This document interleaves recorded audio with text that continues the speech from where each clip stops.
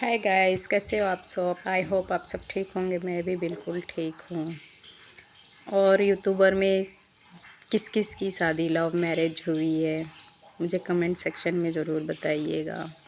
Guys, मेरी भी love marriage है। 2019 में हुई है मेरी भी लव मैरिज, अगस्त में। और उसके बाद लॉकडाउन लग गया। मैंने अपनी लाइफ में बहुत स्ट्रगल किया है, बहुत। मैंने लव मैरिज किया है। मेरे हस्बैंड उस समय अच्छे से नहीं रहते थे। उनके घर में उनकी माँ सब उनको दबाव डालते थे। हम दोनों के बीच में बनता नहीं था। बहुत हम दोनों के बीच में लड़ाई झगड़े होते थे। साथ में नहीं रहते थे, छोड़ छोड़ के चले जाते थे। फिर मैं टिकटॉक पे वीडियो बनाने लगी। मेरे वीडियो बहुत मैंने आर्मी वालों के साथ मुझे बहुत अच्छा लगता था डुएट बनाना। मैंने डुएट बनाती थी मैं उनके साथ में। बहुत अच्छा मुझे फील होता था। लॉकडाउन में फर्स्ट लॉकडाउन लगा जब मैंने छोटा सा अपना सब्जी का दुकान लगाया था, क्योंकि मुझे भी कुछ करना था। मुझे भी, क्योंकि मैं भी परेशान रहती थी, क्योंकि मेरे हस्बैंड मुझे बहुत सताते थे।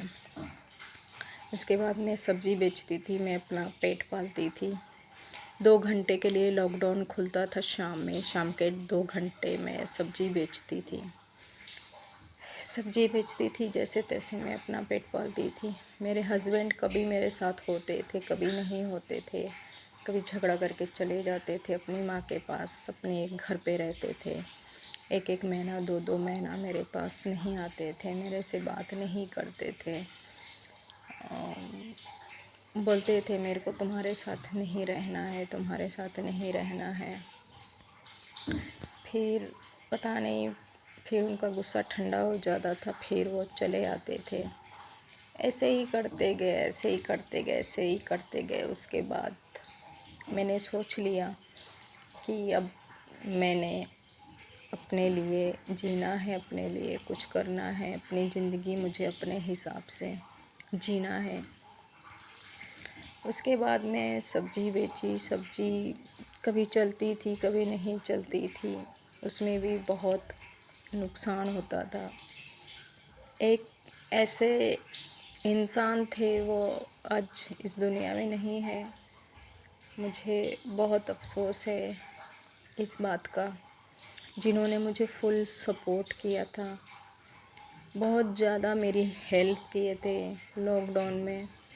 वो मुझसे रूम का भाड़ा नहीं लेते थे। बोलते थे तुझे मैंने बेटी माना है, तेरे को जितना दिन रहना है रह सकती है, मैं तेरे से भाड़ा नहीं कभी लूँगा।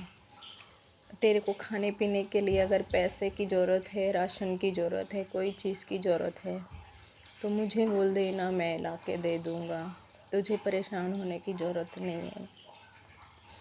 और दोस्तों, मेरी सब्ज़ी जो बच जाती थी, मैं बहुत परेशान होती थी। इतनी सब्ज़ी बच गई, मैं क्या करूं, क्या करूं, क्या करूं।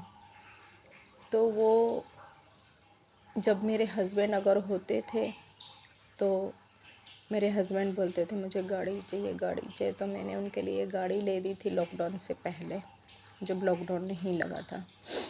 फिर उसके बाद में गाड़ी से वो मेरे हस्बैंड के साथ पीछे बैठ के सारी सब्जियां ले जाते थे, बेच के जो भी पैसा बनता था ला के मुझे देते थे। उसके बाद वो बोले कि राशन का, किराना का दुकान खोल ले, जो भी पैसा लगेगा मैं लगाऊंगा। तेरे को चलाना है, तेरा खर्चा निकालना है, तो तेरी हेल्प हर तरीके से मैं करूँगा। फिर हम लोग छोटी सी एक राशन की दुकान खोले, क्योंकि लॉकडाउन का समय था, 2 ही घंटे चलना था। तो फिर हम लोग थोड़ा थोड़ा थोड़ा थोड़ा करके हम लोग सामान लाते गए, लाते गए, लाते गए, दुकान में रखते गए। वो भी नहीं चला, चला ही नहीं। क्योंकि लॉकडाउन था, बाहर किसी को निकलने नहीं देते थे। जो 2 घंटे बचते थे, 2 घंटे में कोई सब्ज़ी ले गया, कोई कुछ ले गया, वरना सब ऐसे ही पड़ा रहता था। उसके बाद में मैंने सब्ज़ी छोड़ दिया, सब्ज़ी छोड़ दिया। उसके बाद मैंने सोचा कि नहीं, ये तो नहीं चल रहा है, अभी आगे क्या करना है। उसके बाद फिर मेरे हस्बैंड का मेरा लड़ाई झगड़ा हुआ, तो फिर से मेरे हस्बैंड मुझे छोड़ के चले गए। मुझे तो बहुत दुख होता था, मैं बहुत रोती थी। मुझे बर्दाश्त नहीं होता था कि मैं क्या करूं। एक तो लॉकडाउन है, बाहर नहीं जाने देते हैं, मैं कैसे क्या करूं।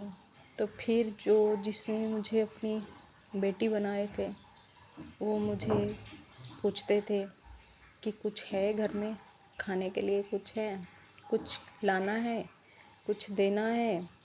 बोलते थे रोना मत, परेशान मत होना, टेंशन कोई बात का मत लेना, वो जाता है तो उसको जाने दे, अगर आता है तो आने दे, ठीक है। इनको भी बिठा के समझाते थे, ऐसे मत कर, वो तेरे लिए सब कुछ छोड़ के आई है, सब कुछ छोड़ के आई, उसको परेशान मत कर, वो रोती धोती है। तो मुझे अच्छा नहीं लगता था। लेकिन पता नहीं मेरे हस्बैंड को उस टाइम पता नहीं किस चीज़ का दबाव था, किस चीज़ का उनके ऊपर प्रेशर था। उनका दिमाग एकदम मेरी और कुछ भी उनके लिए नहीं होती, कोई फीलिंग नहीं होती थी।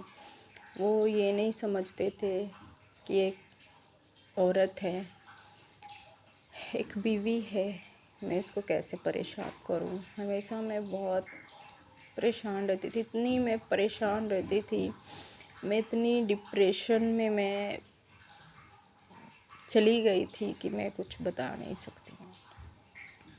मुझे बस एक ही बात सोचती थी कि बस अब मुझे आगे नहीं जीना है, मुझे सुसाइड कर लेना है। फिर जिसने मुझे बेटी बनाए थे, वो बोले कि नहीं, तेरे को इसके साथ नहीं रहना है तो तू इसको छोड़ दे, कहीं अच्छी जगह देख के हम लोग कुछ आगे का सोचते हैं तेरे लिए, इसको छोड़ दे, इसको डिवोर्स दे दे। मैंने बोला नहीं, मैं नहीं छोड़ूंगी, मैं डिवोर्स नहीं दूंगी। आते हैं, अगर उसको लगता है कि हाँ गलती मेरी है, गलती को एक्सेप्ट करता है, आएगा तो मैं उसको एक्सेप्ट करूँगी, अगर नहीं आएगा तो मैं इसके पीछे नहीं भागूंगी। उसकी लाइफ है, उसको भी हक है अपनी लाइफ जीने का, वो आराम से जी सकता है। मैं इसके लिए मैं कुछ बोलूँगी नहीं। मैं बोली बस अब बहुत हो गया है, पे सब कुछ ख़त्म कर देना है।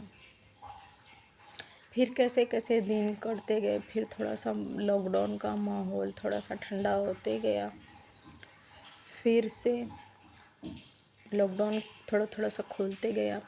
मैंने फिर से सोचा कि अब मैंने दुकान खोलनी है और दुकान को आगे बढ़ाना है, ठीक है।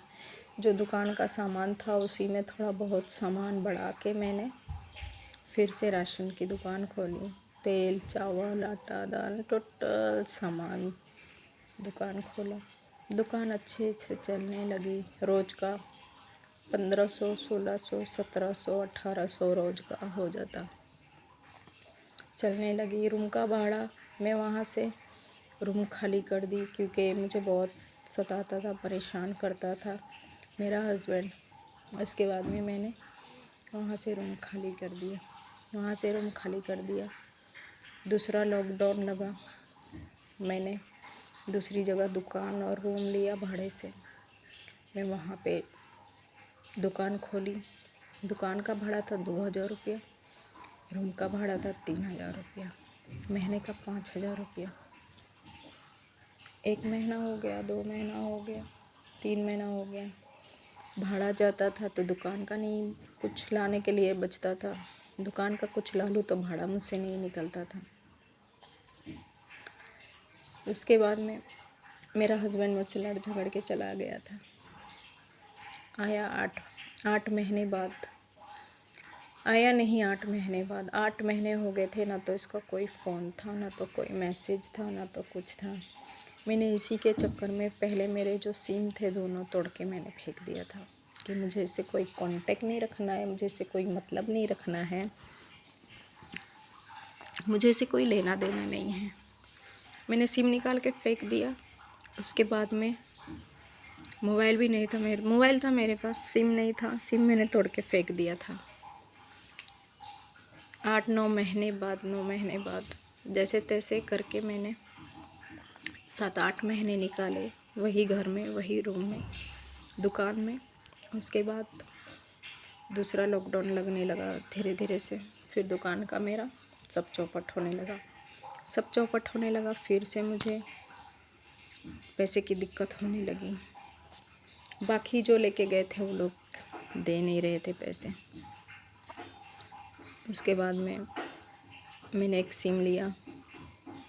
मैंने सिम लिया था क्योंकि मुझे अच्छा नहीं लग रहा था। मुझे कुछ समझ में नहीं आ रहा था मैं क्या करूँ नहीं करूँ। सिम लिया मैंने, सिम लेके सिम डाला, मेरी आईडी बनाई। जो पहले मेरी आईडी थी वही नाम से मेरी आईडी मैं बनाई। उसके बाद में आईडी बनाई, फेसबुक की आईडी बनाई, व्हाट्सएप की आईडी बनाई। फेसबुक की आईडी से मेरे हस्बैंड को फ्रेंड रिक्वेस्ट आया। फिर इसके मैसेजेस आने लगे मुझे बात करना है, मुझे बात करना है, बात करो प्लीज़, एक बार बात करो। रोने लगा।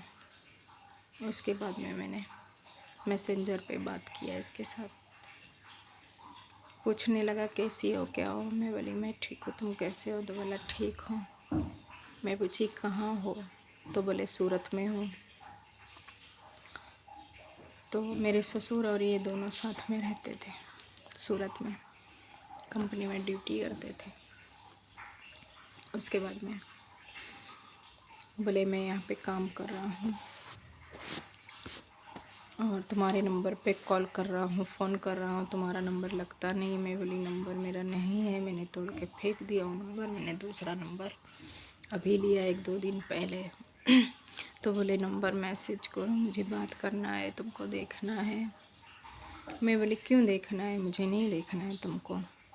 तो बोले प्लीज़ एक बार बात कर लो। तो मैंने फिर नंबर मैसेज किया। उसके बाद मेरे हस्बैंड के फ़ोन आने चालू हुए। वहाँ से मेरा दुकान का भी कारोबार मेरा धीरे धीरे बंद ही होने लगा। उसके बाद महीने के 5,000 रुपये मेरे से नहीं निकलने लगे क्योंकि मैं अकेली, आगे पीछे मेरे कोई था नहीं। मेरे हस्बैंड यहाँ पे थे। उसके बाद मैंने सोचा मैं क्या करूँ। मेरे हस्बैंड भी बोलने लगे यहाँ पे नौकरी मेरी लग गई है, ड्यूटी लग गई है, तुम आ जाओ मेरे पास। मैं बोली मैं आ जाऊँगी तुम्हारे पास तो फिर तुम ऐसे ही करोगे, क्या मतलब है, कोई मतलब नहीं है। तुम अपनी लाइफ आराम से जियो। मैं